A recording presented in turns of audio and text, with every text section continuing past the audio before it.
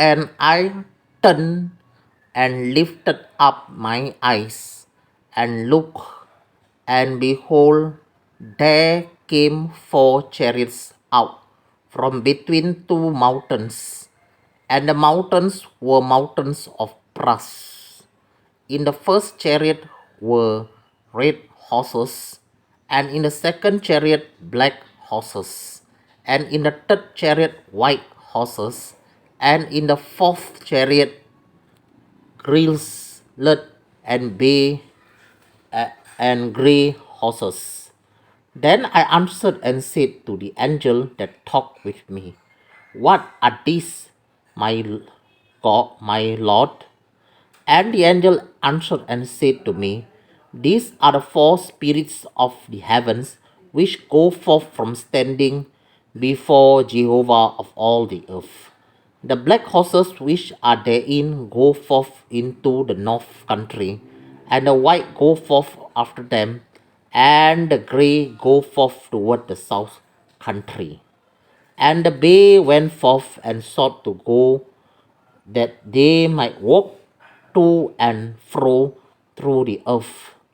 And he said, "Get you from this place, walk to and fro through the earth." So they walked to and fro through the earth. Then cried he upon me and spoke to me, saying, "Behold, these that going toward the north country have quieted my spirit in the north country."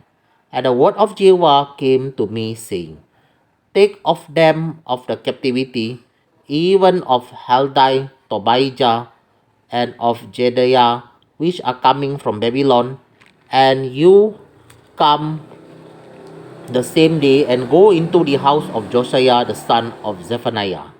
Then take silver and gold and make crowns and set them upon the head of Joshua the son of Josedek the high priest, and speak to him, saying, Thus speaks Jehovah of hosts, saying, Behold, the man whose name is the branch, and he shall grow out of his place, and he shall build the temple of Jehovah. Even he shall build the temple of Jehovah, and he shall bear the glory, and shall sit and rule upon his throne, and he shall be a priest upon his throne, and the counsel of peace shall be between them both. And the crowns shall be to Hallam, and to Tobijah, and to Jedaiah, and to Han the son of Zephaniah, for a memorial in the temple of Jehovah.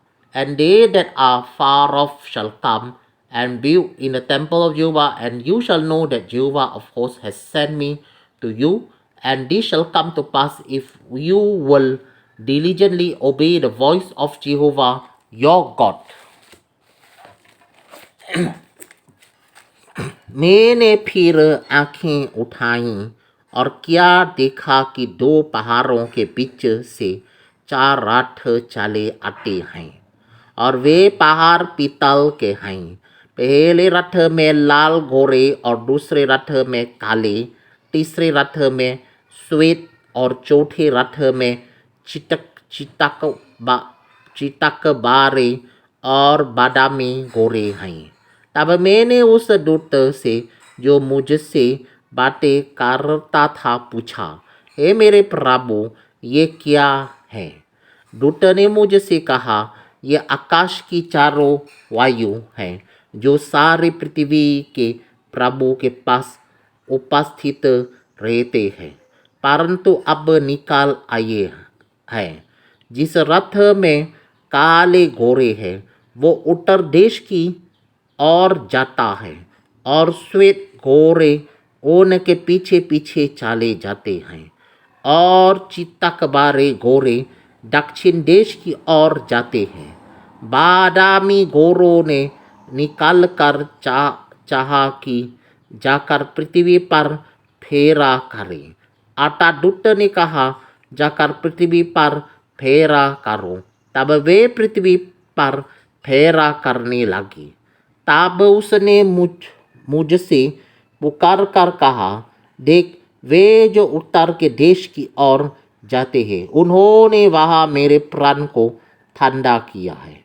फिर यहोवा का ये वचन मेरे पास पहुंचा, बंधुआई के लोगों में से हेल्दाई, तोबिया और यदाया से कुछ ले, और उसी दिन तू सपनिया के पुत्र योशिया के घर में, जो जिसमें वे बेबीलोन से आकर उतर रहे हैं, उनके हाथ से सोना चांदी ले और मुकुट बनाकर उन्हें याहोसदा के पुत्र यहोशू याजक के सिर पर रख, और उससे ये कहे, सेनाओं का यहोवा यूं कहता है, उस पुरुष को देख जिसका नाम शक है, वो अपने ही स्थान में उगक कर यहोवा के मंदिर को बनाएगा। वो ही यहोवा के मंदिर को बनाएगा और महिमा पाएगा, और अपने सिंहासन पर विराजमान होकर प्रभुता करेगा। उसके सिंहासन के पास एक याजक भी रहेगा, और दोनों के बीच मेल की समाप्ति होगी।